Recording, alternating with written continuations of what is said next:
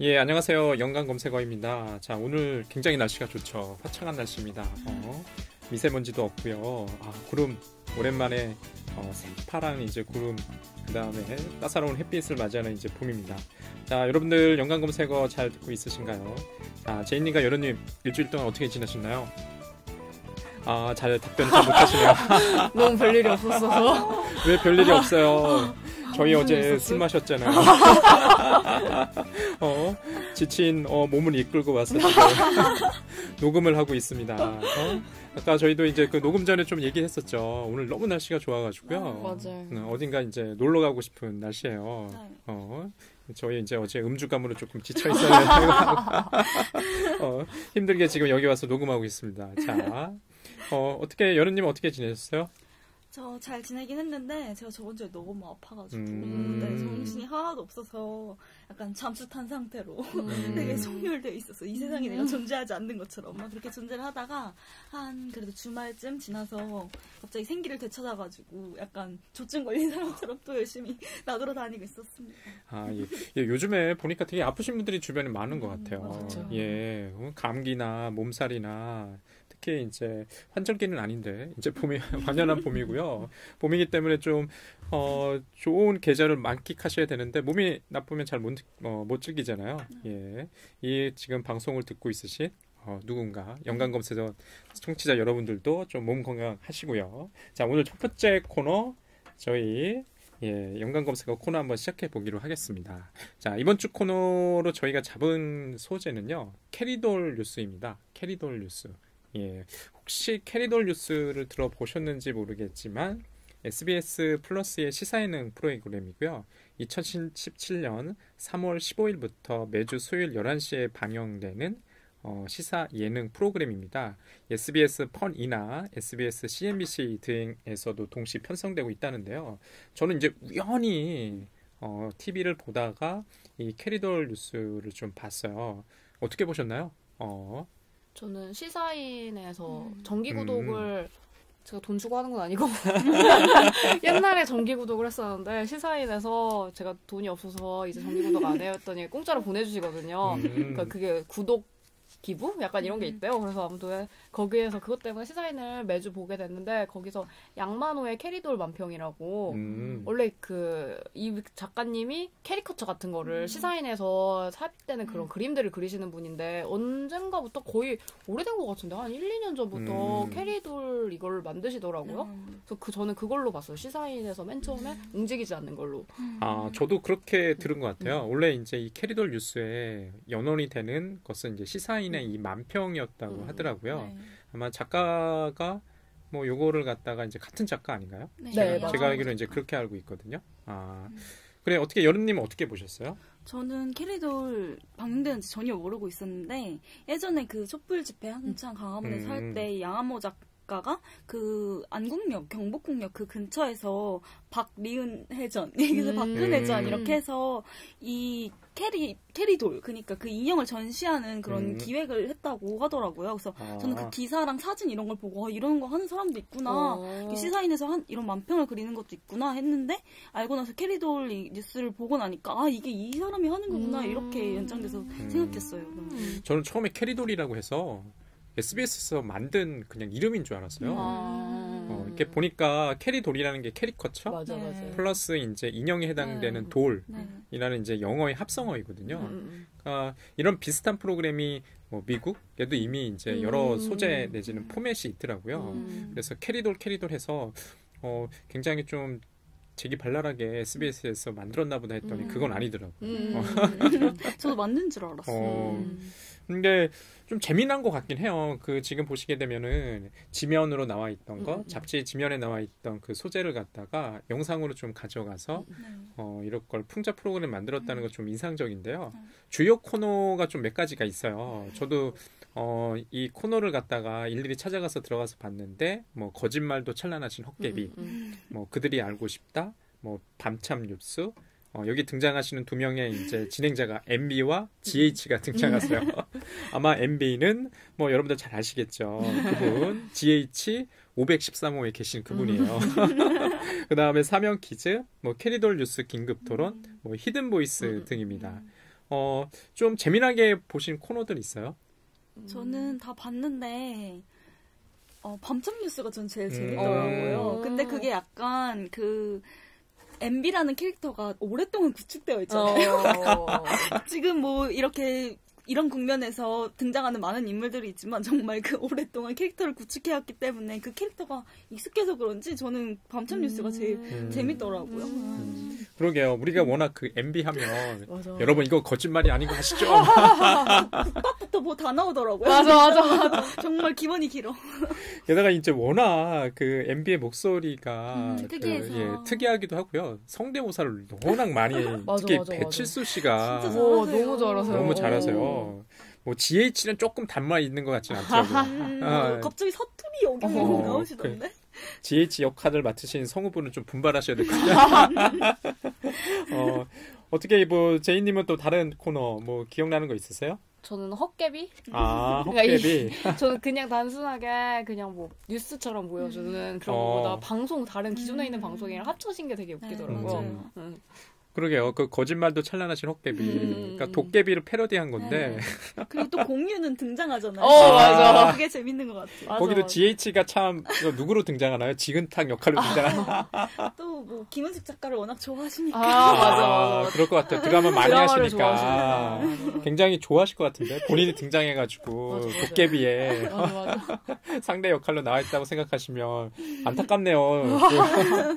지금 형무소인가요? 형무소에서는 볼 수가 없잖아요. 이 TV를 갖다가 저 같은 경우는 좀 재미나게 봤던 게 히든보이스 좀 재미난 것 같아요. 맞아요. 근데 히든보이스가 여러분도 아시겠지만 그 전현무 씨가 진행하는 그 JTBC 코너인가요? 네. 거기를 이제 가져와서 말 그대로 히든보이스 뭐 나와봤자 뭐 MB와 GH밖에 안 나와요. MB와 GH밖에 안 나오는데 그 목소리 찾는 게 너무나 조금 재미나고요. 거기 이제 관객으로 등장하시는 그 캐리돌도 굉장히 웃겨요.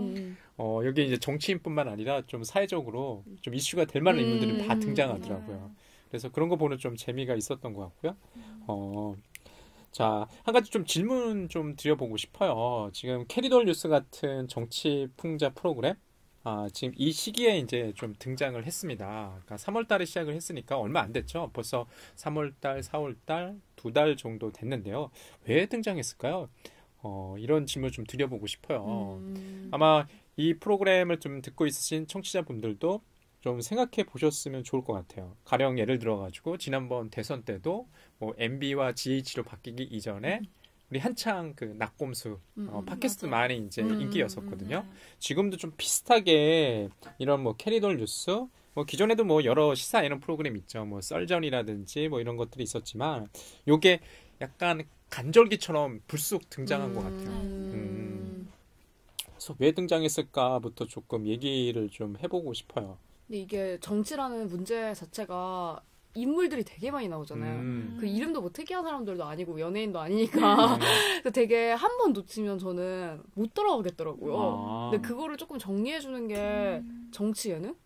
이런 생각이 많이 들어가지고 그냥 뭐 이 시기가 지금 정권이 안 좋고 나쁘고를 떠나가지고 그냥 뭔가 사건이 많으면? 그러니까 뭔가 사람들이 계속 뭐 몰리는 듯한 그런 정치에 막 난리가 나는 듯한 느낌이 들 때 저는 이런 예능이 등장하는 것 같다는 생각이 많이 드는 것 같아요. 그렇죠. 아무래도 좀 이슈가 될 만한 사건들이 많으면 많을수록 좀 이걸 소재로 가져와서 뭐 여러 가지로 뭐 패러디라든지 풍자를 할 수 있을 것 같아요. 그건 맞는 말인 것 같은데 이렇게 여러 상황이 발생하고 여러 인물들이 등장하면서 당연히 소비할 수 있는 콘텐츠 내용으로 소재로 삼을 수 있는 것들이 정말 많이 늘어나는 거잖아요. 그래서 정치 예능도 많이 등장하는 것 같고 그리고 약간 이런 상황에서 표현의 자유가 이제 극대화되는 것 같아요. 사실 표현의 자유가 있는 대한민국이라고 해도 검열이 분명히 존재하고 외압이 존재하기 때문에 SNL에서 굉장히 많이 하잖아요. 이런 정치 풍자. 근데 SNL 치면 늘 PD가 갑자기 외압에 의해 교체되었다. 약간 이런 거 되게 많고 맞아. 예전에 개그 콘서트 같은 경우에도 이런 문제 되게 많았고 막 예전으로 막 돌아가면 뭐 윤도현 씨, 막 김재동 씨, 김씨 씨 막 이런 분들도 다 그런 사건을 겪었잖아요. 맞아. 그런 상황에서 지금 탄핵도 되었고 약간 혼란스러운 부담스러운 시기긴 하지만 표현의 자유가 엄청나게 확 열린 느낌이고 그래서 캐리돌도 나왔고 SNL도 다시 여의도 텔레토비의 굴레에서 벗어나서 요새 하는 프로그램이 미운 우리 프로듀스 101을 하더라고요. 그것도 굉장히 재밌더라고요. 맞아. 두 프로그램을 동시에 패러디하면서 정치를 풍자하니까 그게 되게 특별하고 재밌는 것 같았어요. 그런 것 같아요. 세러데이 나이트 투데이 코리아 같은 경우에 한창 지난 대선 때는 여의도 텔레토비 네. 때문에 한번 이렇게 떴었거든요. 근데 그 이후에 표현의 자유가 좀 억압된다고 외부 압력도 있었다고 하니까 CJ에 이런 것들이 없어지면서 그러니까 성적 코드만 좀 난무하는 맞아요. 그러니까 이 진짜 지금 불편했어요. 그래서 좀 불편했던 것 같아요. 그런데 오히려 이렇게 정치 풍자가 들어가니까 훨씬 프로그램이 좀 균형이 좀 맞다는 생각도 들고 맞아. 얼마나 우리가 표현의 자유 중에서 뭐 대표적인 자유가 언론의 자유와 이제 출판의 자유잖아요. 이게 언론의 자유에 대해서 좀 얘기하고 있는데 자기 검열하는 게 굉장히 나쁜 것 같아요. 뭐 지난 정권 아니면 특히 이제 MB 정권에서는 뭐 흔히들 뭐 국정원 뭐 이런 데 동원해가지고 뭐 댓글 작업도 하니까 이런 것들 보면 좀 무섭다는 생각도 좀 많이 드는 것 같아요. 그리고 좀 얘기를 좀 덧붙이자면 뭐 블랙리스트 그게 대표 사례 아닐까요? 저는 뭐 그런 생각 좀 들었어요. 그래서 아까 여름님이 잘 얘기하신 것처럼 박근혜 탄핵 이후에 좀 강장으로 뭐 민심이 이제 폭발하고 이런 캐리돌 같은 시사 예능 프로그램이 등장하게 된 것은 분명히 권위적인 정권이 지금은 좀 사라졌다는 것을 보여주는 증거 아닐까? 뭐 이런 생각도 좀 들고요. 또 한번 질문을 한번 들어보고 싶어요. 기존의 썰전이나 이런 프로그램과는 좀 어떤 차별점이 있을까요? 좀 가벼운 느낌? 그러니까 재밌게 그냥 짧게 이게 길이가 안 길잖아요. 예. 저는 썰전을 한 번도 본 적이 없는데 좀 보는 게 부담스러울 수도 있을 것 같아요. 그러니까 60분 넘지 않나요? 그 방송이? 넘어요. 예. 그 별로 좀 저한테는 좀 진입장벽이 있는 느낌인데 캐리돌 같은 경우는 그냥 짧은 영상으로 심지어 그냥 캡처해가지고 너무 웃기다 이런 식으로 많이 올라오더라고요. 그래서 되게 뭔가 조금 정치에 대해서 쉽게 접하게 만들어주는 그런 느낌이 나는 것 같아요. 그럴 것 같아요. 저는 이런 정치 예능 프로그램에서 썰전 말고 뭐 SNL 아까 얘기했지만 그런 건 다 패러디를 통해서 이게 표출이 되는 거잖아요. 근데 이거 캐리돌 뉴스의 경우에는 패러디가 있지만 저는 그 캐릭터, 그러니까 캐리돌이라는 그 매체가 있는 게 되게 중요한 차이인 것 같아요. 저 같은 경우에는 클레이 애니메이션 이런 걸 보면 그게 현실의 움직임을 재현하려고 하는데 그게 인간의 모습이 아니라 그 애니메이션에 있는 인형의 모습으로 재현을 하는 게 저는 약간 그게 간극이 느껴지면서 공포스럽다 약간 이렇게 느껴질 때도 있거든요. 그런 간극이 캐리돌 뉴스에도 분명히 있어서 이게 조금 웃기긴 하지만 오히려 더 좀 슬픈 그런 느낌이었어요. 그런 다른 지점이 있는 것 같더라고요. 예, 좀 그런 것 같아요. 지금 뭐 캐리돌 같은 정치 풍자 프로그램이 많아질수록 좋을 것 같긴 해요. 아까 이제 제이님도 얘기하셨다시피 썰전은 너무 직설적으로 이게 혀를 털기 때문에 부담스러워. 입을 터는 게 아니라 혀를 혀를 털기 때문에 좀 힘든 것도 좀 있어요. 굉장히 정치적으로 대립되는 좀 두 인물이 나오잖아요. 유시민 씨랑 또 한 분 또 누구죠? 전원책. 예, 전원책 변호사님이 나오는데 뭐 이슈가 이렇게 붙게 되면은 서로 고함도 치고 좀 그런 것들이 좀 시청자 입장에서는 좀 힘들 때도 좀 있어요. 그런데 이런 캐리돌 뉴스 같은 경우는 가장 중요한 게 되게 팝처럼 이렇게 가볍게 소비할 수 있는 프로그램이라고 생각하고 그냥 재밌게 보고 좀 지나갈 수 있는 게 좀 장점 아닐까라는 또 생각도 들었고요. 게다가 이제 외양과 더불어서 목소리 성우에 대해서도 좀 얘기를 좀 해보고 싶어요. 이분들이 목소리 너무나 성대모사 잘하기 때문에요.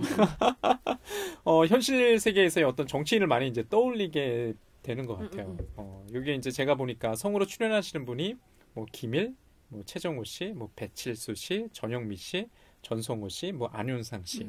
예전에 보니까 이런 정치풍자 그 성대모사 관련해서는 최양락 씨의 뭐 프로그램에서 이걸 했다고 하더라고요. 맞아요. 최양락 씨. 그래서 제가 이제 그 인터넷상에서 보니까 최양락이 출연하지 않아서 좀 아쉽다.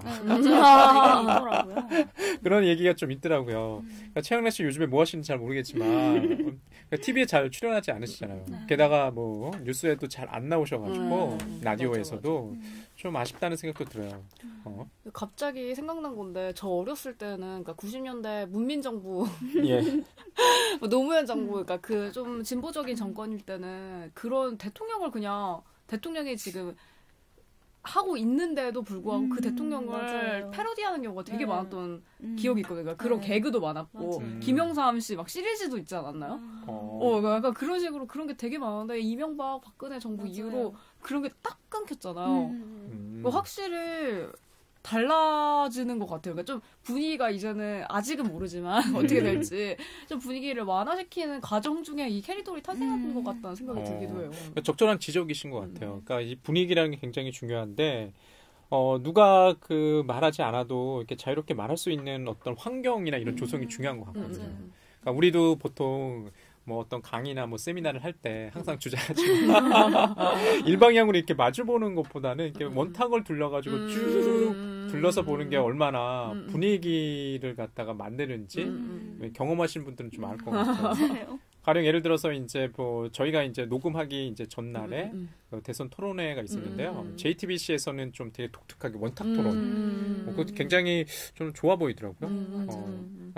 원탁 토론도 있고 주변에서는 이제 그 관람객 그 관람객이라고 해야 되나요? 아니면 방청객이라고 해야 되나요? 그분들이 있고 서로 이렇게 자유롭게 한다는 것이 역시 이런 환경이나 분위기가 이제 중요하다고 이제 생각합니다. 자, 그러면 시사예능 프로그램의 미래는 어떻게 될까요? 저는 캐리돌 보면서 이제 그런 생각이 좀 들었어요. 저도 종종 팟캐스트 시사 프로그램을 좀 듣는 편이거든요. 개인적으로는 이제 김어준의 뉴스공장을 좀 규칙적으로 들어가서 뭐 다 듣는 건 아닌데 관심 갖는 것은 이렇게 끊어서 좀 듣는 편이에요. 아마도 이 방송 듣고 있으신 연관검색어 청취자 여러분들도 우리 방송을 아무 때나 중간부터 이렇게 들으실 것 같은데 시사예능 프로그램은 어떻게 될까요? 저는 개인적으로 우리가 팟캐스트를 해서 그런지 몰라도 팟캐스트 시사예능 프로그램이 가장 밝지 않을까? 이런 생각을 종종 하거든요. 지금 이제 우리가 캐리돌 뉴스 얘기하고는 있지만 캐리돌 같은 경우는 이미지로 이제 소비되는 매체이고 오디오가 더 적합하지 않을까? 이런 생각 좀 들어요. 출퇴근 시간에 이게 가볍게 듣는. 맞아. 특히 이제 버스 뭐 이렇게 타고 가면서 항상 그 운전기사분들은 이제 라디오를 틀어놓으시잖아요. 그래서 그런 것들 보면은 시사예능 프로그램의 미래가 뭐 캐리돌 뉴스가 언제까지 갈까라는 좀 부름도 있어요. 왜냐하면 여기 등장하는 아까 MB나 GH분이 정권이 바뀌면 그렇게 우리 권력자를 조롱하는데 이제 그 일종의 맛이 있잖아요. 근데 권력을 이제 잃어버리신 분들이니까. 이제 새로운 대통령을 하지 않을까요? 누군지 모르겠지만 참 궁금하네요. 아까 얘기하신 것처럼 제이님 얘기하신 것처럼 뭐 노무현 정권 그때는 그렇게 큰 이렇게 태클이 안 들어왔던 것 같아요. 곰곰이 생각해 보면 그런 걸 불쾌하지 않아 하신다고 인터뷰도 하고 막 이러셨던 것 같던데. 그렇죠. 임금님기는 당나귀다라고 이런 말도 못 한다면 정말 그 사회가 자유 사회라고 볼 수가 없을 것 같은데 그런 거 싶어요. 그렇구나. 저는 그러면서 또 그런 생각이 좀 들었는데 일종의 이게 기능전환 아닐까라는 생각했어요. 뭐 벤야민이 말하는 기능전환. 그러니까 미디어나 어떤 기술, 테크닉을 갖다가 잘 활용해가지고 사람들의 뭐 생각이나 뭐 실천을 갖다가 이렇게 독려하는 운동으로서의 뭐 그런 역할도 있지 않을까라는 좀 생각을 좀 들었거든요. 뭐 캐리돌 뉴스뿐만 아니라 뭐 아까 얘기했던 이제 정치 만평과 같은 뭐 팟캐스트 뭐 이런 것도 좀 분명히 있는 것 같다는 생각을 했어요. 저는 약간 매체를 떠나서 이 캐리돌 뉴스가 되게 좋게 보였던 지점이 이게 정치 예능 자체가 주제가 같을 수밖에 없잖아요. 현 사안에 대해서. 그래서 아까 썰전 얘기하셨는데 이 캐리돌 뉴스에도 유 작가 전 스트라무스 해가지고 썰전의 상황이 기입되거든요. 근데 전 이런 걸 되게 좋다고 생각했어요. 이게 솔직히 방송국의 자기 프로그램 포맷이 엄청 강하고 그런 걸 되게 캐릭터를 중요시하는데 그걸 되게 상호 교차해도 아무런 문제가 되지 않고 같은 주제를 다루고 있고 그리고 주제가 나쁜 뜻이 전혀 아니고 이게 대의를 위한 거잖아요. 그래서 이게 용인된다는 느낌이 들더라고요. 그래서 되게 JTBC의 썰전이라는 시사 프로그램과 뭐 그 TVN에서 하는 뭐 도깨비라는 그 드라마랑 트렌디한 그런 드라마랑 다 교차해서 이 캐릭터를 내서 활동하는 거잖아요. 저는 이게 그냥 채널의 문제도 다 떠나고 장르도 다 떠나서 하나의 사안으로 집중될 수 있다는 점에서 맞아, 네, 맞아, 그래서 맞아. 정치 예능이나 아무튼 정치를 소재로 한 프로그램들이 더 많이 생겼으면 좋겠다라는 생각이 들더라고요. 좀 적절한 지적을 좀 하신 것 같아요. 저도 히든 보이스 그 코너 있잖아요. 그러니까 JTBC의 코너를 SBS에 가져와라. 이 포맷을 재활용해가지고 코너를 만들고 진행하는 거니까 지금 말씀하시는 딱 상호적으로 텍스트가 좀 그런 것 같다는 생각이 들었어요. 그래도 서로 시너지 효과도 있지 않을까? 네, 그럴 것 같아요. 찾아볼 테니까. 서로 시너지 효과도 있을 것 같고 게다가 좀 재미난 게 아까 적절한 여름님이 얘기하셨는데 워낙 그 방송국이 자기네 프로그램만 띄워요. 맞아. 경쟁이 심해서. 예. 그러다 보니까 이렇게 좀 재밌고 어떤 프로그램을 갖다 가져와서 좀 다시 그것을 좀 재가공해서 의미를 부여하는 게 좀 신선하다는 생각도 좀 처음 들었어요. 보는 것 같아요. 그러게요. 아까도 얘기했던 뭐 헛개비 그것도 원래는 그 어딘가요? TVN. 예, TVN에 이제 그 CJ 거니까 그들이 알고 싶다만 SBS 포맷이네요. 예, 지금 이제 저희가 오늘 첫 번째 코너로 연관 검색어 캐리더 뉴스와 관련해서 얘기를 나눠봤고요. 시사 예능 프로그램에 지금 이 현상 왜 등장했을까 그리고 앞으로 어떻게 갈까 간략하게 저희 좀 만평을 해봤습니다. 오늘 뭐 캐리더 뉴스 어떻게 들으셨는지 잘 모르겠는데요. 2부 저희 코너 영상 해부학도 진지하게 좀 들어주시기 바랍니다. 예, 고맙습니다. 영상 해부학 시간이 돌아왔습니다. 이번 주 저희가 영상 해부학에 선택한 영화 내지는 애니메이션은요, 괴물의 아이입니다. 괴물의 아이, 뭐 늑대의 아이, 아니면 지난 시간에 저희가 또 언급을 했었는데요. 시간은 달리는 소녀의 애니메이션 감독인 호소다 마모루의 작품입니다. 괴물의 아이는요, 2015년도에 개봉된 애니메이션인데요. 호소다 마모루가 감독, 각본, 원작을 모두 맡았습니다. 그리고요, 35회 애니메 브뤼셀 국제 애니메이션 영화제에서 장편 관객상과 35회 일본 아카데미상 애니메이션 작품상을 받은 작품인데요. 간략하게 좀 이야기를 갖다가 좀 정리를 하고 넘어갔으면 좀 좋겠어요. 이 괴물의 아이는 이제 교통사고로 어머니를 잃은 9살 소년 낸이 주인공입니다. 주인공 낸이 도쿄 시부야 골목을 거리를 헤매다가 우연히 괴물, 짐승, 구마대츠를 만나면서 펼쳐지는 얘기죠. 그러면서 인간의 세계에서 짐승들의 동네인 주텐가이에 이제 발을 들여놓게 되고요. 거기서 이 낸이라는 이제 소녀는 쿠마대츠에게 새롭게 이름을 넣었죠. 큐타라는 이름을 넣었는데요. 이제 규라는 것들이 일어로는 구라는 의미라고 하더라고요. 좀 이게 좀 재밌죠. 9살이니까 너는 앞으로 9살 구라는 이름을 얻기 시작하면서 이야기가 이제 펼쳐집니다. 쿠마대츠의 이제 동료 하쿠슈퍼 그다음에 타타라를 아버지로 삼아서요. 낸이 이제 힘이 세지기 위해서 아무래도 특별한 목적이 없어요. 힘이 세지기 위해서 이제 쿠마대츠를 따라다니면서 이제 수련을 이어가게 되는데요. 한 10년 정도 이제 수련을 통해 가지고 굉장히 강한 힘을 얻게 됐어요. 그러던 어느 날 우연히 인간 세상으로 다시 나가서 여고생인 이제 카에코를 만나면서 초등학교 이후에 이제 배우지 못했던 책을 갖다가 읽게 돼요. 그러면서 아버지와 재회하게 되고 이 짐승 동네인 주텐가이를 떠나가지고 인간 세상으로 돌아갈 결심을 하게 됩니다. 한편 이제 구마대츠와 이오젠이 이 짐승 동네 주텐가이의 수장 자리를 놓고 결투를 하게 되는데요. 이제 구마대츠가 이오젠의 아들인 이치로 히코의 공격을 받아 심한 부상을 입게 되죠. 이에 이제 악의 기운에 휩싸인 이치로 히코를 갖다가 막기 위해서 낸이 이제 싸운다는 뭐 이런 간략한 줄거리를 가지고 있는 애니메이션인 것 같아요. 아마 이 호소다 마모는 워낙 이제 팬들이 많으니까요. 네. 어제도 저희 아까 뭐 얼핏 언급했는데 술자리에서 호소다 마모르의 이제 여러 이제 애니메이션 주로 호소다 마모루가 작품의 주기가 한 2년인가요? 3년 정도 이렇게 돼 있잖아요. 제가 알기로는 올해는 개봉을 안 하고 내년 정도에 또 호소다 마모루의 새로운 신작을 볼 수 있을 것 같은데요. 가장 이제 최근에 개봉된 애니메이션 영화 이제 괴물의 아이입니다. 좀 인상적이었던 거나 뭐 이런 것들 한번 좀 얘기를 풀어갔으면 좋을 것 같아요. 예. 제이님은 좀 뭐가 가장 인상 깊으셨어요? 저는 저희가 지난번에 시간을 달리는 소녀를 했기 때문에 예. 그때 여름 씨가 그 배경이 수채화 같다는 얘기를 많이 했잖아요. 근데 이번 작품에서는 그러니까 전통적인 애니메이션 기법이라고 불리는 그런 것이 아니라 3D라는 기법이 되게 자주 사용되어 있고 뭐 뒤에 배경 같은 것도 수채화라기보다는 실사 사진을 그냥 이렇게 대충 이렇게 짓누른 듯한 느낌? 그런 게 되게 특이하다는 생각이 들더라고요. 그러니까 그 전에 저희가 한번 했기 때문에 그런 게 눈에 띄게 보였던 것 같아요. 네. 예, 그런 것 같아요. 지금 말씀하신 것처럼 제이님께 얘기하신 것처럼 오프닝 크레디트가 3D로 아마 제작되었던 것 같아요. 거기 불로써 이렇게 나오죠. 예, 그래서 이제 오프닝 크레디트가 지금 지적하시는 것처럼 전통적인 애니메이션 기법보다는 이제 3D 기법을 복합적으로 활용한 그런 애니메이션으로 좀 보이는 것 같아요. 게다가 저 이제 오프닝 크레디트가 좀 주목하고 싶었는데요. 여기 이제 두 명의 목소리가 나와요. 이 애니메이션을 보신 분들이라면 좀 아실 수가 있었을 것 같은데 이 두 명의 목소리가 극중 인물, 두 명의 이제 보조적인 인물들의 목소리예요.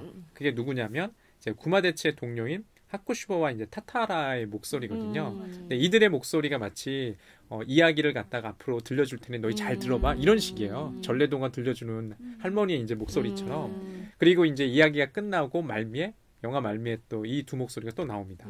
그러면서 앞으로 지금 이제 낸이라는 그 이제 소년에서 이제 청년이 됐죠. 이 청년이 어떻게 살아갈지를 갖다가 예고하면서 끝나거든요. 그게 좀 또 저도 인상 깊었던 것 같아요. 오프닝 크레디트에서 일종의 이제 발화행위를 하는 발화자, 이야기의 배경을 전달하고 영화의 시작을 선언하면서 말미에 또 이야기의 끝을 알리는.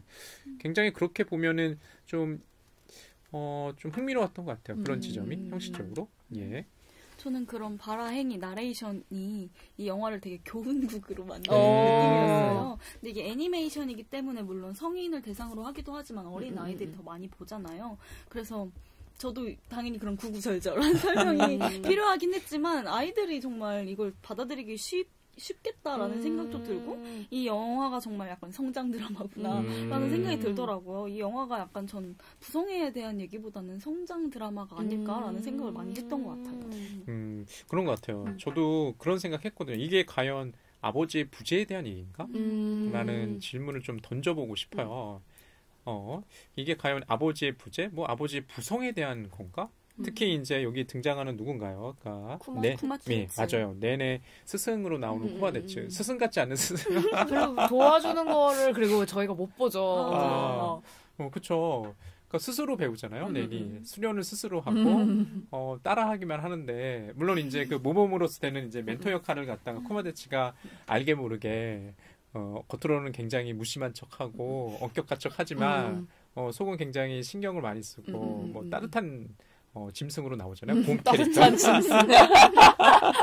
따뜻한 짐승으로 나오죠. 곰 캐릭터예요. 곰 캐릭터. 그래서 지금 여름님 지적하신 것처럼 이게 일종의 뭘까 뭐 부성에 대한 어떤 교훈적인 것을 전달한다기보다는 뭐 다른 것처럼 좀 들려지는 것 같더라고요. 저는 이 영화를 보면서 페다고지라는 책이 있어요. 저도 읽었는데 기억이 잘 안 나서 인터넷에 이번에 찾아봤거든요, 다시. 근데 여기서 계속 말씀하시는 것 중에 하나가 뭐 선생님이 뭔가 우리한테 주입적으로 가르치는 게 아니라 그러니까 거기 책에서는 은행 적금식 주입식 교육이 아니라 문제 제기식의 교육이 페다고지가 추구하는 거다. 그래서 해방 교육이라고 그렇게 말을 해요. 그래서 학생이 정보를 이렇게 수집하는 것만 하는 게 아니라 교사와 뭐 학생 간의 대화를 통해서 뭔가 배우는 것? 약간 이런 거를 페다고지라고 하는데 가끔씩 선생님들이 그런 얘기 하잖아요. 그러니까 너희한테도 배우는 게 많았다.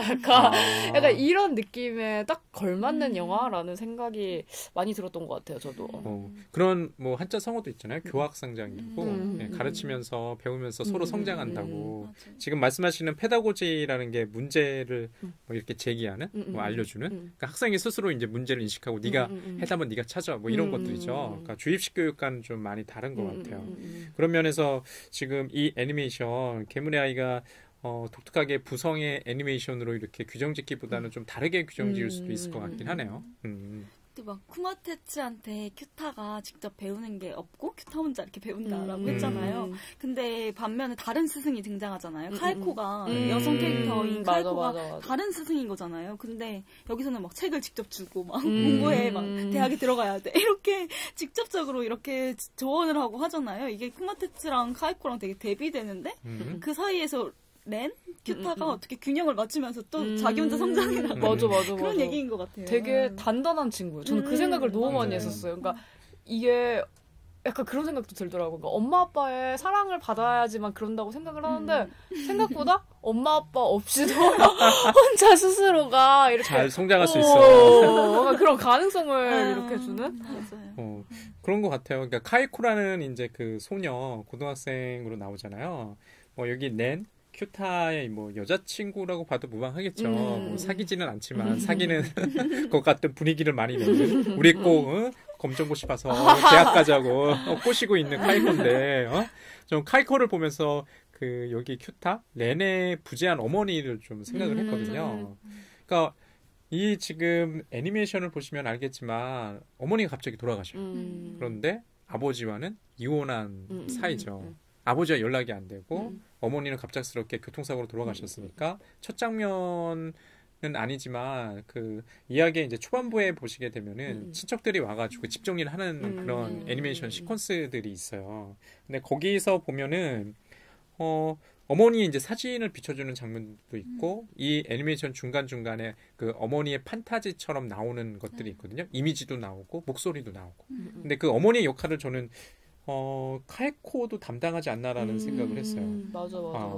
아까 뭐 말씀하신 것처럼 이 애니메이션 이 영화가 부성에 관한 영화인가? 오히려 저는 그런 어머니 내지는 카이코 그런 역할이 더 크다고 생각했어요. 굳이 그게 부모님이 아니어도 그러니까 전 항상 이런 얘기 하거든요. 그러니까 뭐 편부모 가정에서 그러니까 그런 편견도 너무 싫고 근데 솔직히 그 뭐 아이를 한 명이라도 바라봐주고 얘기를 들어주는 사람이 그게 엄마가 아니고 아빠가 아니고 선생님이 아니어도 친구여도 돼요. 그게 그러니까 주변에 그런 사람이 한 명이라도 있으면 애는 옳게 자라거든요. 근데 그거를 하는 게 공교육의 역할이라고 저는 생각을 하는데 대부분이 그렇게 안 되는 게 문제인 것 같은데 약간 저는 이 영화 보면서 그 생각을 많이 했던 거예요. 꼭 부모님이 아니더라도 꼭 뭐 아빠 대신하는 쿠마테츠가 아니더라도 나 혼자 스스로 그거를 도와줄 수 있는 주변에 누군가만 있으면 이 아이가 건강하고 옳게 자랄 수 있구나라는 거를 깨닫게 해주는 그런 영화였던 것 같아요. 저한테는. 저도 좀 그런 생각했거든요. 그러니까 올해 이제 저희가 채택한 그 영화들이 가족이란 테마로 이렇게 묶어서 여러분들한테 소개시켜 드리고 있어요. 이번 달에 저희 방송을 듣는 연관검색어 청취자분들이라고 한다면 가족을 테마로 한 다양한 애니메이션 내지는 만화, 영화, 그리고 심지어는 뮤직비디오를 보게 되시게 되는데 그 정상가족이라는 환상이 있는 것 같아요. 아버지, 맞아. 어머니가 있고 그 밑에 아이들이 있고 우리가 생각하는 핵가족이잖아요. 4인 가족. 예, 4인 가족. 엄마, 아빠, 오빠, 딸. 그런데 그런 정상가족이 일종의 판타지스럽다는 생각도 들고요. 우리 제이님이 잘 지적하셨는데 뭐 아버지 어머니 있다고 해서 다 애들이 착하고 그러니까. 쓰레기 같은 애들 얼마나 많은데 확실하게 다니지는 않죠. 가족이 가족 같은 야 이제 가족일 텐데 이 이제 그 테마를 준비하면서 제가 생각나는 또 영화도 있어요. 가족의 탄생. 예전에 김수영 감독의. 맞아. 그러니까 좀 며칠 전에 이제 그 가족의 탄생과 관련된 칼럼도 좀 한번 읽어봤거든요. 요 근래에 쓰셨더라고요. 근데 또 굉장히 댓글이 많이 붙었어요. 그 가족의 탄생 김수영 감독이 김태용. 김태용 감독의 그것도 좀 인상적으로 봤던 게 거기 누군가요? 그 엄태웅 씨랑 고들심이 데려오죠. 맞아. 사귀는 사람이라고 그 문소리 씨가 이제 그 누나 역할로 나오고 맞아. 그게 좀 굉장히 지금 생각해 보니까 뭐랄까 언밸런스하게 보였는데 그럴 수 있다는 생각이 좀 들더라고요. 다양한 가족 구성원들이 있는데 그 구성원들이 우리가 기존에 생각하는 그런 정상가족이라는 판타지 속에 묶을 필요가 있나? 저는 그러니까 괴물아이도 그렇게 봤어요. 여기 보면 특히 그 렌의 스승이라고 할 만한 인물은 구마데치 외에 구마데치 동료는 하쿠슈보와 타타라도 있을 수 있거든요. 특히 이 렌이라는 인물이 지금 뭐 이치로 이코를 갖다가 맞서 싸우기 위해서 인간 세상으로 가기 전에 인사를 하는 그 계단의 시퀀스들이 있어요. 그때 그 두 명의 친구 고만대치 동료들 얘기하잖아요. 아, 낸한테는 우리들도 뭐 일종의 이제 아버지 같은 역할을 담당했구나. 그러니까 굳이 아버지가 한 명의 부권이 이제 상징적으로 있을 필요는 없는 것 같다는 생각이 좀 들었어요. 맞아. 좀 인상적으로 좀 보일 수 있는 시퀀스들이 전 있었던 것 같아요. 좀 이 얘기를 좀 해보고 싶은데, 가령 예를 들어가지고 가장 좀 인상적이었던 것이 애니메이션임에도 불구하고 실사 영화 같은 카메라 워킹이 있어요. 네, 많아요. 특히 파노라마처럼 패닝이 종종 있는 것 같아요. 특히 낸과 아버지가 좋아하는 장면, 그 장면이 가장 인상적인데, 그 낸이 물어보죠. 혹시 저를 아느냐.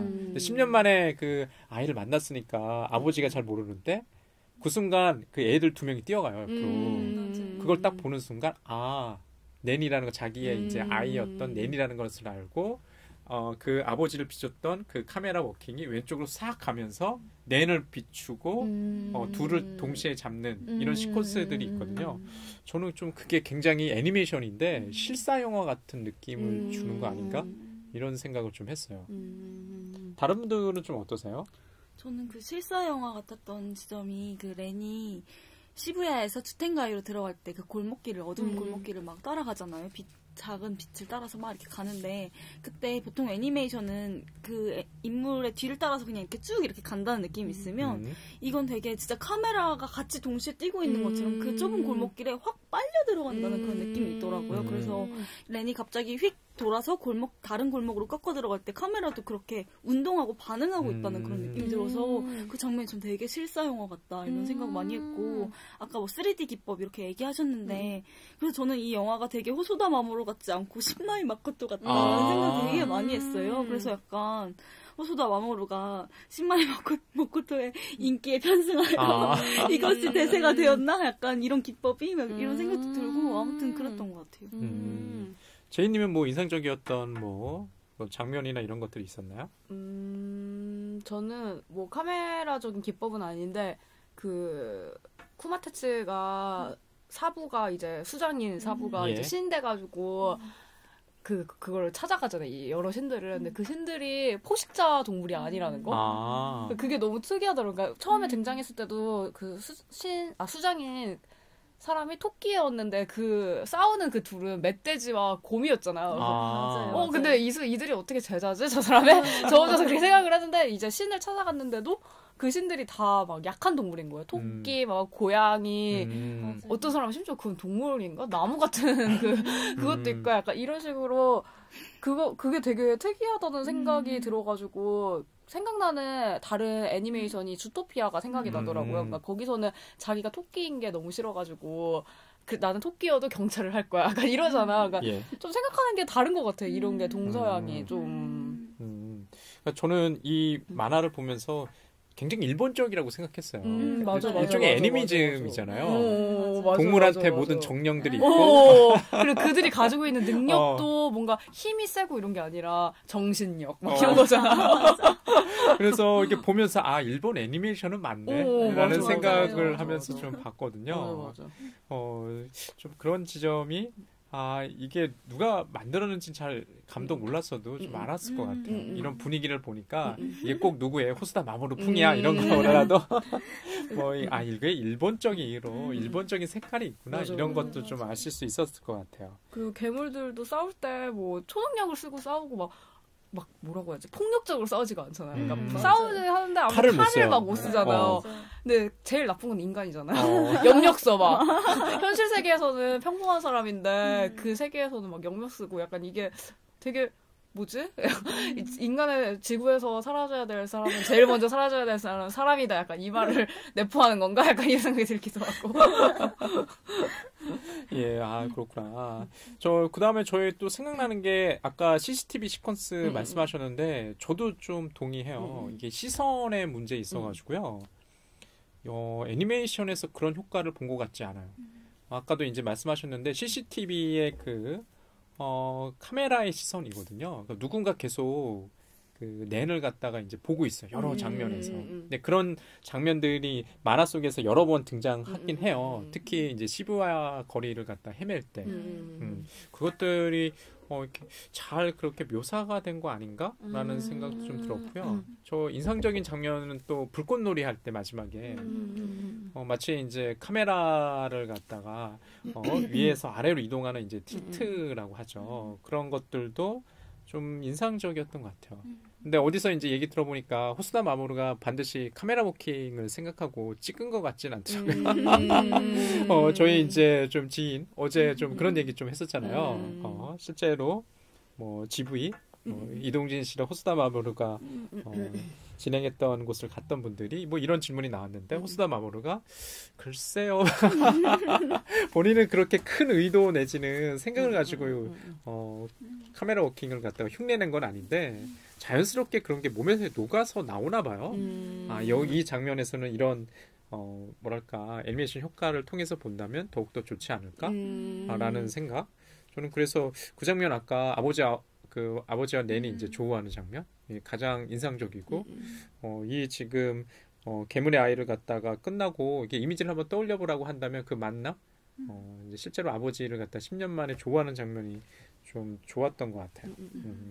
그 이동진 평론가님이랑 시네마톡 한 거 말씀하셔가지고 생각난 건데 이 괴물의 아이가 한국에서 2015년 11월에 개봉했고 수능 그 직전에 개봉했고 그 시네마톡은 수능 당일날 했대요. 근데도 그게 다 매진이 돼가지고 이게 애니메이션이라서 청소년들이 많이 볼 텐데 그래서 되게 이례적이었다라고 하는데 재밌었던 게 제가 왓챠를 많이 보거든요. 왓챠로 별점 매기고 이러는 거 많이 보다가 괴물의 아이를 검색했는데 그 중에 인기 있던 댓글 중에 하나가 검수를 배워 수능을 본다. 근데 이게 개봉한 시점이랑도 맞고 이 영화의 내용이랑도 맞잖아요. 결국엔 검수를 열심히 10년 동안 배웠는데 결국엔 지적 능력을 쌓아서 대학에 가고 그 댓글이 너무 재밌더라고요. 그런 게 저는 신기한 것 같아요. 저는 이 영화에서 얘가 괴물의 세계에 들어가서 거기 안 나올 거라고 생각을 했는데 저도요. 계속 왔다 갔다 거리잖아요. 그러니까 그 세계가 두 개를 공존하는 걸 얘가 인정해주는 듯이 왔다 갔다 거리는 게 신기해요. 그러니까 걔가 애초에 공부를 더 할까? 약간 이런 것도 되게 재밌고 나중에는 심지어 그 여자친구 카에코가 괴물 세계에 들어오잖아요. 심지어 이질감 없이 심지어 그냥 당연하다는 듯이 초대받았다고. 그러니까 실제로 이게 두 세계, 인간 세계와 추텐가이 세계를 갖다가 오고 갈 때 중요한 사건의 전환점에서는 페이드 아웃이 쓰여요. 저희가 이제 잠깐 얘기를 했었지만 이 페이드 아웃이 전체적으로 괴물의 아이에서는 한 3번 정도가 나오거든요. 극 초반에서는 인간 세상에서 렌이 추텐가이로 들어갈 때 마치 이상한 나라 앨리스처럼요. 토끼 찾아서 이제 토끼굴 들어갈 때처럼 그런 관문 역할을 담당해요. 그러니까 보통 그런 것들을 연상하는 것 같아요. 이 이야기 서사에서 다른 세상으로 넘어가는 지점에 있어가지고 한번 커팅을 해준다는 생각이 좀 들었고요. 그 다음에 이치로 있고 아까 경쟁하는 그 인간 아이죠. 이치로 있고가 추텐가이로 돌아갈 때도 이제 페이드 아웃이 되거든요. 그리고 엔딩 크레디트 전에도 이제 페이드 아웃이 되고 이런 것들이 굉장히 좀 저는 또 계속 강조하지만 이게 영화적인 것 같아요. 굳이 페이드 아웃 할 필요 없이 그냥 커팅으로 그 다음 숏으로 넘어가면 되는데 이런 것들을 굳이 사용했다는 것도 좀 이야기상에서 전개에 있어가지고 뭘 좀 고민하지 않았나? 뭐 이런 생각도 좀 드네요. 갑자기 얘기하시니까 생각난 건데 그 라이벌인 수장의 자식으로 나오시는 분 있잖아요. 멧돼지 가족 중에 인간 이치로 있고 근데 걔 저는 처음 등장했을 때부터 아예 인간이구나. 저도 알았어요. 근데 뭐지? 그거 모자 쓰면 뭐 멧돼지인가? 이랬는데 그리고 심지어 막 말하잖아요. 나중에 맞아. 나도 아빠처럼 멋진 코를 가질 수 있을까? 이런 얘기하니까 와, 안 가질 것 같은데. 그런데 나중에 좀 청소년기 그때도 코를 계속 가리잖아요. 맞아. 뭐야 인간이네. 그래서 약간 이제 황당했었어요 그 장면 봤을 때. 근데 이치로 이코가 지금 말씀하시니까 좀 가슴 아픈 아이 같아요. 아버지를 닮고 싶은데 아버지가 될 수 없어. 왜냐하면 얘는 짐승의 아이가 아니죠. 그러니까 인간의 아이기 때문에 인간의 아이가 이제 짐승의 세계에서 들어오니까 자기가 될 수 없는 아버지를 동경하는 거 아니에요. 그리고 그것이 좌절되자 그것이 분노로 표출되잖아요. 그래서 오히려 보면은 지금 말씀하시니까 이치로 이코가 굉장히 좀 현실적인 것 같아요. 제가 볼 때 램보다도. 근데 약간 저는 그래서 이런 생각을 했어요. 그 이치로 모시기 아무튼 이름이 어려워. 이치로 친구는 인정을 안 하잖아. 그러니까 얘가 인간이라는 게. 근데 큐타는 인정하잖아. 애초에 데려올 때부터 너 얘 인간인 거 나중에 괴물 될지도 모른다. 악의 마음을 가지고 있어라고 계속 사람들이 경고를 하잖아요. 그러니까 이미 우리가 다르다는 걸 인정하고 시작한 거랑 다른 거를 덮어버리는, 봉합해버리는 거의 차이인가? 라는 생각을 많이 하게 됐어요. 굉장히 정신분석하고 연상케 하는 것 같아요. 그러니까 처음부터 그 차이를 인정하고 분리를 갖다가 인정하고 출발하는 낸가 그 분리를 인정하지 않고 그런 파열음 속에서 마침내는 이제 분리를 인정하는 거 아니에요. 예, 상징계로 돌아오는 거. 북권의 세계의 상징적 질서로 돌아오는. 그렇게 보면은 이 괴물의 아이도 뭐 정신분석 좀 해석하면 좀 재미날 것 같아요. 왜냐면 맞아. 아버지와 이제 아들의 얘기이기 때문에 어쩔 수가 없는 것 같아요. 자식과의 얘기이기 때문에. 맞아. 그러니까 그게 일종의 저는 그렇게 생각하거든요. 그러니까 그런 질서로 편입된다는 게 사회화 된다고 생각해요. 그러니까 결국엔 낸도 돌아오잖아요, 인간 세계로. 여기 나오는 뭐 이치로 있고도 뭐 인간 세계에서 돌아오진 않겠지만 다시 아버지 곁으로 돌아와서 그 짐승 세계에서 나름대로 자기 인정하면서 살아갈 거고. 예, 그렇게 보면은 이 괴물의 아이가 굉장히 정신분석학자를 충분히 나중에 그런 얘기하면 좀 재미날 것 같아요. 그 정신분석학을 상징하는 게 인간은 가슴에 맞네. 그러니까 무의식에 이제 폭력성이 이제 숨겨져 있는 거죠. 그 폭력성이 이제 드러날 때 어떻게 해야 될 것인가. 그런 것 같아요. 그 다음에 또 재미났던 것이요. 이 지금 이야기 속에서는 고래가 모티브로 자주 등장해요. 그 모비딕이라고 하는 백경 소설의 이제 소재에 이제 고래가 있잖아요. 특히 이제 이 애니메이션 초반부에 보시게 되면 낸이 어머니를 잃고 집 정리를 하는 가운데 가장 먼저 그 꺼내드는 도서가 어린이용 그 백경이라는 도서고요. 그 낸이 또 인간 세계로 나가서 카이코를 만나서 도서관에서 집어드는 책도 백경입니다.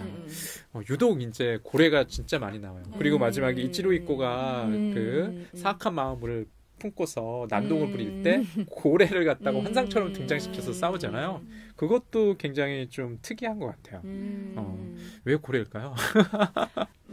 저는 모비딕 소설을 본 건 아니고 바이더스인가? 영화로 봐가지고 틀릴 수도 있는데 약간 과도한 욕심이 조금 화를 부른다. 약간 저한테는 그런 느낌이었거든요. 그 이야기 자체가. 근데 약간 그런 건가? 과도한 욕심, 이치로 씨가 가지고 있는 과도한 욕심이 화를 부른다 해가지고 이게 이렇게 연결 짓기에는 너무 단순한가요? 애니메이션 말미에 왜 갑자기 고래가 등장했나요? 아마 그 책 때문에 그런 거죠? 근데 저는 신기한 게 왜 이치로한테 그 고래가 따라다니는 거지? 약간 그런 의문도 들었어요. 그러니까, 아마 그게 제 기억으로는 영화 중간에 그 물어보는 장면이 있는 것 같아요. 그 선장에 대해서. 그다음에 백경의 이제 챕터를 몇 장을 열고 하면서 왜 그토록 이제 선장이 흰 고래인 모비딕에 집착했는가라고 했을 때 나름대로 카이코가 또 설명을 해요. 그게 좀 여기가 좀 맞닿아 있어요. 왜냐하면 괴물의 아이라고 해서 이 애니메이션을 보지 않으신 분들은 괴물 아까 얘기했던 주텐가이의 그 쿠마데츠 그 곰 캐릭터가 괴물이고 아이는 낸 아니냐 이렇게 볼 수 있는데요. 괴물이라는 건 제가 볼 때는 좀 인간의 사악한 면, 뭐 어떤 무의식적인 거. 그 다음에 아이는 그냥 인간 같아요, 인간. 그러니까 낸이나 아까 뭐 이치로 이코 같은 어린 소년, 뭐 소녀와 같은 어린이가 아니라 괴물의 아이는 인간을 좀 상징한다고 저는 봤어요. 맞아. 그래서 이 백경의 모티브인 이제 고래가 등장했을 때 기본적으로 그 괴물들이라는 것은 인간의 약한 기운. 그렇게 보면은 이 괴물의 아이도 좀 다양하게 이게 좀 심층적인 구조가 있지 않나? 의미가? 그런 생각도 좀 들어요. 저는 고래 하면 생각나는 게 이 모비딕 소설을 제외하고 생각하면 전 고래를 늘 생각하면 어머니의 이미지가 많이 떠올라요. 왜냐면 고래가 포유류 맞아. 그래서 배에 아이를 품고 있고 그래서 전 고래를 보면 늘 그런 모티프로 항상 받아들였던 것 같아요. 그래서 여기서도 뭐 맥락은 다를 수 있지만 고래가 등장하는 건 여기서 그 렌도 마찬가지고 그 렌의 라이벌인 이름 또 까먹었어. 이치로 있고요. 네, 이치로 있고도 아버지를 동경하긴 하지만 어머니의 존재가 전혀 나타나지 않잖아요. 맞다. 어머니가 나오긴 나와요. 네, 나오긴 나오는데 중요하지 않고 어. 그거에 대해서 언급하지 않기 때문에 저는 고래의 이미지가 둘 다 부재한 그 어머니에 대한 욕망, 욕구가 투영됐다라는 생각을 많이 했고 맞아, 그럴 수도 있겠다. 네. 재미난 해석 같아요. 저도 이제 아까 맨 서두에 얘기했다시피 이 괴물의 아이가 가령 부성을 그린 영화인가라고 했을 때 부성이 아니라 부재하는 모성을 그린 영화 아닌가라고 저는 생각하거든요. 그리고 고래의 이미지를 생각했을 때 제가 생각나는 영화가 라이프 오브 파이인데 거기서도 주인공 파이가 환상을 마주할 때 바다에서 고래가 막 이렇게 날뛰는 그런 얘기가 나와요. 근데 예. 그 영화에서도 결국에는 어머니가 죽음을 자기 때문에 죽게 되어서 또 스포일러를 하지만 네, 정말 중요한 스포일러인데 맞아, 죽게 되어서 네, 어머니에 대한 그 트라우마가 가득 찬 파이가 어머니를 그리워하면서 자신을 반성하면서 나오는 게 고래이기 때문에 이게 이어져 있다는 생각이 들더라고요. 그러고 보니까 왜 고래가 등장했을까라고 했을 때 이 고래가 지금 여름님이 지적하시는 것처럼 어머니 모성을 상징한다는 생각도 좀 들어요. 저도 이제 곰곰이 생각해보면 고래하면 항상 그 옆에 아기 고래가 따라다니는 이런 것들을 연상하거든요. 맞아. 그냥 이제 좀 폭력적인 그런 고래? 좀 상상하기 좀 힘든 것 같아요. 폭력적이고 실제로 근데 폭력적이지 않나? 뭐 모르겠어요. 뭐 백경을 저도 제대로 읽어본 건 아니고 영화 속에 등장하는 단편적 이미지로만 남아 있고 거기 등장하는 이제 그 성장 주인공이 굉장히 맹목적으로 집착하잖아요. 그 집착이라는 게 여기서 지적하는 이제 괴물 아닐까라는 생각도 들고. 괴물의 아이를 부성의 영화가 아닌 모성의 영화로 어머니의 영화로 맞아. 그와 관련해서 좀 생각해보고 싶은 게 여기 내내 어머니가 등장하는 그런 장면들이 있어요. 맞아요. 갑자기 환청처럼 목소리가 들리고 이미지가 등장해요. 그리고 그게 중간중간에 들어가고 마지막에도 좀 등장하거든요. 그게 봤을 때 좀 굉장히 처음에는 주목하지 않았는데요. 이 극에서 굉장히 중요한 것 같아요. 그러니까 어머니가 이 낸이 사악해지지 않도록 아니면은 현실 세계에서는 카에코가 이제 그런 역할을 담당하지 않나? 어머니 이제 여성인 그래서 그런 것도 좀 곰곰이 보니까 그 좀 재미난 대목인 것 같아요. 맞아. 아까도 뭐 지적하셨다시피 여성 캐릭터가 잘 등장하지 않는다 겉으로는 카에코를 제외하고는 그것도 참 특이하죠. 근데 괴물의 세계에서는 여성과 남성을 구분하기 힘들지 않았어요? 저는 좀 그랬어요. 그래요? 그러니까 당연히 우리가 생각하는 고정관념 중에 하나가 늑대는 남자고 남자고 약간 이런 거 있잖아요. 근데 그게 구분이 잘 안 보이더라고요, 저한테는. 그래서 당연히 이 늑대가 시장 같은 데 갔을 때 저 늑대 남잔가 보다, 여잔가 보다, 남잔가 보다 생각했는데 여자가 막 치마 입고 계시고 약간 그런 거를 깨트리는 것 같기도 해요. 우리가 생각하는, 그러니까 이게 부성애인 줄 알았는데 모성애의 어떤 이야기인 것처럼 그런 것도 약간 그렇게 느껴지는 것도 약간 있는 것 같아요. 그러니까 제가 예전에 그 시내였던 것 같은데요. 호소다 마모루가 고레야다 히로카즈와 도쿄영화제에서 만나서 서로의 작품을 얘기하는 그런 것들 읽어봤던 적이 있거든요. 근데 거기서 얘기하기를 갖다가 둘이 굉장히 비슷하잖아요. 소재가. 아버지에 대한 어떤 것을 그린다. 근데 조금 다른 것 같아요. 제가 곰곰이 생각해보면 고레다 히로까지는 분명히 그 아버지의 모습이 그려지는 것 같아요. 그 영화 속에서 분명하게 나타나는 것 같아요. 그 자기가 이제 어린 시절 겪었던 아버지, 그 아버지의 모습을 기억 속에서 계속 끄집어낸다는 생각이라면 괴물의 아이나 저 아직 늑대의 아이는 못 봤거든요. 반드시 그러진 않은 것 같아요. 아까도 늑대 아이 어머니에 대한 얘기를 많이 하더라고요, 주변에서. 늑대 아이의 아빠는 그냥 진짜 그냥 사라져요. 예. 어머니에 대해서 얘기 많이 해요. 그러니까 보면은 우리가 계속해서 이제 아버지 얘기하는데 아버지에 대한 기억이 잘 없잖아요. 저는 좀 그렇거든요. 근데 그게 굉장히 그렇죠. 대한민국에서는 우리가 예전에 좀 우스갯소리로 뭐 다큐멘터리를 보니까 스웨덴에서 초등학교 아이들한테 아버지를 그리라면 다 하트 그려놓는데 우리나라에서는 애들한테 그려보라니까 초등학생들이 다 참이슬 그려놓고 너무나 잘 그려가지고 참이슬이 다 보이고 담배 그려놓고 TV 그려놓고 이렇거든요. 그러니까 아버지가 보지 않은 데 비해서 그 서구의 아이들의 이제 그 기억 속에서는 어린 시절에 아버지는 그냥 사랑 하트지. 나와 시간을 너무나 많이 보냈던 사람. 근데 이 괴물의 아이에서도 보면은 아버지는 항상 왜 정작 있어야 될 때 없었을까? 라는 생각도 좀 들고요. 그런 대목 있잖아. 아버지가 좋아하는데 아버지가 같이 살자. 너 얼마나 힘들었겠니? 이러니까 오히려 내니 반발하잖아요. 그러니까. 아버지가 뭘 어떻게 아세요? 필요도 없으면서. 그 시절이 나빴는지 왜 그 얘기하냐라는 그 대목도 좀 인상적이었던 것 같아요. 근데 이 괴물아이 쳐다보다 보니까 호소다 마모루가 이 작품을 만들기 전에 아들을 출산해가지고 그래서 이 작품을 만들게 됐다고 하더라고요. 그래서 늑대의 아이에선 무성애를 했으니까 나는 아이를 낳았고 이제 부성애에 대한 이야기를 하고 싶다 해서 이 작품을 만들었는데 자기가 조금 생각한 게 내가 이 아이에게 없어진다면 이 아이가 혼자서 잘 버티고 살아갈 수 있었으면 좋겠다 라는 생각을 담은 작품을 만들고 싶었대요. 그래서 조금 다른 부성애인 것 같아요. 자기가 없을 때 그 이야기? 마치 그럼 이건 아버지의 시선으로 본 영화. 근데 진짜 부모인 것 같아요, 그게. 그러니까 내가 다 보호해줘야지 라는 건 진짜 불가능한 거잖아요. 대신 너가 잘 살아갈 수 있게 내가 방향만큼은 잡아줄게. 약간 이런 태도인 게 훌륭한 아버지신 것 같아요. 자기 태도는. 그렇게 생각하니까 아버지의 영화처럼 보이게 하는. 갑자기 어머니의 영화에서 아버지의 영화로. 그냥 양성의 영화인 걸로.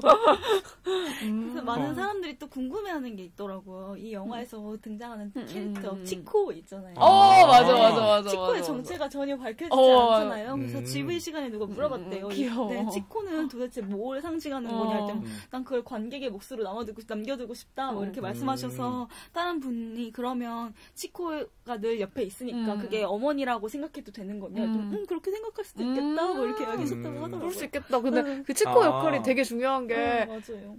복수해 하잖아요. 그 이치로 있고 이치로 그 친구한테 복수하잖아요. 근데 그때 치코 갑자기 나타나서 딱 뭔가 현실에 딱 망각을 하게 해주잖아요.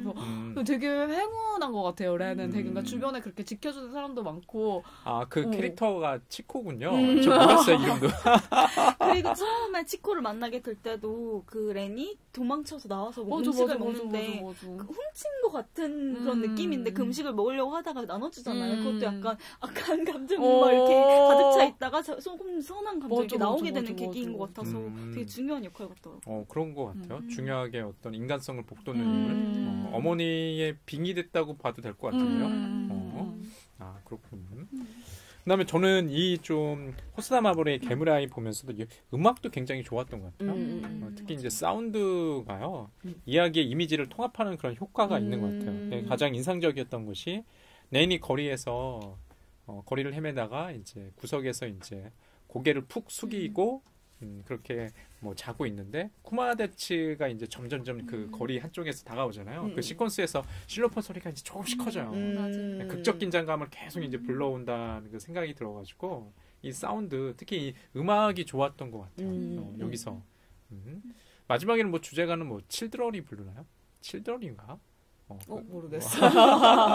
그 주제가는 별로 기억이 안 나는데 전체적으로 쓰인 이제 이런 음악들 그런 것들이 굉장히 좀 이야기 서사를 끌고 가는 데 있어가지고 통합적인 역할도 하고 중심된 역할을 하지 않나 이제 이런 생각도 좀 들었던 것 같아요. 맞아. 예. 그 괴물의 아이 계속 이제 얘기 지금 하고 있는데요. 저희가 꼭 5월이라고 해서 뭐 어버이 날이라고 해서 아버지와 어머니를 꼭 이때만 생각하는 건 아닌데 괴물의 아이를 보면서 항상 좀 그런 생각이 좀 들었어요. 뭐 여기 있는 분들은 다 이제 아직 결혼을 하지 않아서 아이는 없잖아요. 아이는 없으니까 아이를 태어나게 됐을 때 아까 호소다 마모루가 그런 느낌, 그런 감정을 가졌다고 하는 게 좀 알 것 같기도 하고 모를 것 같기도 하고 막 그래요. 알 것 같기도 하고 모를 것 같기도 하고. 왜냐하면 체험해보지 않은 거기 때문에. 근데 미로 짐작은 가능한 것 같아요. 그러게 보니까 괴물의 아이 굉장히 따뜻하게 보이는. 그 얘기를 들으니까 정말로. 근데 이 애니메이션 계속 액션이라고 하는 건 좀 동의 못할 것 같아요. 저는. 정말 이게 액션 장르인가? 좀 착한 액션 같아요. 착한 액션이요? 좀 뭔가 격하진 않아 뭔가. 저번에 이제 한 자리에서 한 분이 호소다 마모루의 이제 그 애니메이션을 갖다가 정적인 것이 뭐 운동적인 걸로 가고 이런 식으로 얘기를 하더라고요. 정지에서 운동, 정지에서 운동. 근데 저는 그렇게 운동성을 좀 잘 못 느끼겠거든요. 여기서 애니메이션에서 활력 같은 것들을 그냥 기존의 스타일을 계속 고수하지 않나라는 생각들 들었어요. 저희 저번에 그 호소다 마무리의 시간을 달리는 소녀도 있지만 겉으로 등장하는 뭐 이미지야 굉장히 활력이 넘치고 그 사춘기 소녀의 그 에너지를 갖다가 분출하고 마찬가지로 괴물의 아이에서도 그런 액션 씬이나 이런 것들이 나오긴 하지만 그 이면에 흐르는 어떤 활력이라는 것은 제가 봤을 때 그게 정말 활력일까? 잔잔하다는 생각이 좀 들거든요. 그냥 잔잔하게 뭐가 흐르고 있지 않나? 그래서 오히려 겉으로 봤을 때는 이 애니메이션 영화를 봤을 때는 많은 분들이 호소다 마블의 다른 작품과 비교해 봤을 때 이거 좀 너무 박하게 평가하지 않나라는 생각이 들어요. 다른 작품에 비해서. 왜 그러지? 근데 저도 시간을 달리는 소녀랑 이거랑 비교해보면 시달소가 좀 더 운동성이 더 두드러졌던 것 같아요. 뭐 언덕에서 이렇게 내려오는 장면이 많아서 그런 것 같기도 하고 또 시간을 뛰어넘을 때 이렇게 자꾸 뛰는 그런 장면, 캐치볼 장면 이런 게 있어서 그런 것 같기도 하고 그래서 이 영화가 갑자기 급작스레 액션 장르로 변할 때 그 운동성이 초반에 없고 잔잔하기 때문에 그 액션으로 변할 때 갑작스러운 때 당혹감이 있고 이게 되게 스펙터클화되지 않고 이거 뭐 하는 거지? 왜 갑자기? 그렇죠. 약간의 좀 불연속이 있어요. 장르가 바뀌었나? 맞아. 결이 안 맞는 그런 느낌이 들더라고요. 그래서 약간 그런 것 같았어요. 한국 신파 영화에서 막 액션 나오다가 마지막에 눈물 흘리는 그런 것처럼 그게 약간 바뀌어서 앞에서 슬퍼하다가 뒤에서 적절하게 이야기를 갖다 급하게 마무리한 느낌. 맞아. 그런 것도 좀 그래서 좀 여기 이 애니메이션을 좀 박하게 얘기하시는 관객들도 있는 것 같아요. 그래서 러닝 타임도 너무 긴 것 같아요. 이 이야기에 비해서 그래 늘어지는 느낌이 있더라고요. 확실히 그래요. 이게 좀 이게 러닝 타임이 얼마나 돼? 한 2시간 가까이 되죠. 1시간 반 정도면 안 됐을까? 자기가 아는 기술을 다 넣고 싶은 느낌이 있긴 있었어요. 내가 아는 거 다 넣고 싶다. 욕심이 있었네. 약간 그런 느낌이 조금 물씬 풍기는? 아마 제작 지원도 되게 풍부하게 받을 것 같고. 맞아. 이제는 흥행하시니까. 감독으로서 욕심 낼만 하죠. 예, 저희 오늘 계속해서 괴물의 아이를 얘기하고 있는데요. 벌써 좀 정리를 하면서 좀 끝내야 될 것 같아요. 각자 괴물의 아이 좀 100자평? 아니면 키워드로 뽑을 만한 것들 좀 정리를 하면서 마무리했으면 좋겠습니다. 예, 제이님부터 할까요? 저는 이 영화를 내가 자식을 낳는다면 이렇게 키울 교과서 같은 내 자식 나오면 이렇게 키우겠습니다. 약간 나는 놓아도 너 알아서 자라서 잘 커라. 이런 교과서로 놓고 싶은 영화? 예, 뭐 그렇게 이제 좀 규정하셨고요. 예, 여름님 어떠세요? 저는 뭐 이 영화를 재밌게 막 보지는 않았지만 이 영화를 보면서 저도 생각이 많이 들었고 다른 분들도 많이 생각이 났다고 하시는 게 해리포터더라고요. 근데 해리포터가 서양에서 최고의 판타지고 아이들의 교과서 같은 그런 책이잖아요. 근데 생각해보니까 동양에서 그럼 해리포터처럼 교과서적인 애니메이션, 영화, 책은 뭐가 있지라고 생각해보니까 잘 생각이 안 떠오르더라고요. 그래서 괴물의 아이와 같은 약간 해리포터, 서양의 해리포터처럼 이런 동양을 상징할 수 있는 일본의 색채가 묻어나는 것처럼 동양의 색채가 묻어나는 좀 더 많은 작품이 탄생했으면 좋겠다 이렇게 평하고 싶어요. 네. 예, 저는 아까도 얘기 드렸다시피 아버지의 영화라기보다는 어머니의 영화로 요거를 좀 전도돼서 해석하고 싶어요. 부재하는 어머니의 모습들, 아까 카에코나 그밖에 아까 또 그 캐릭터 뭐라고 하셨죠? 치코? 예, 치코. 그다음에 간간히 들리는 어머니의 환청. 너 그렇게 살면 안 돼. 그다음에 그런 이미지. 그래서 요거를 좀 이 애니메이션을 보실 때 이 듣고 계신 청취자분들이요. 좀 다르게 좀 보셨으면 좋을 것 같아요. 겉으로 드러나는 너무 아버지만 보지 마시고 드러나지 않는 어머니의 힘 요거를 보셨으면 어떨까 싶습니다. 예, 오늘 연관 검색어 영상 해부학 시간에는 괴물의 아이, 호소다 마블의 애니메이션을 좀 검토해봤고요. 예, 또 다음 시간에 여러분들 찾아뵙겠습니다. 예, 고맙습니다. 감사합니다. 예.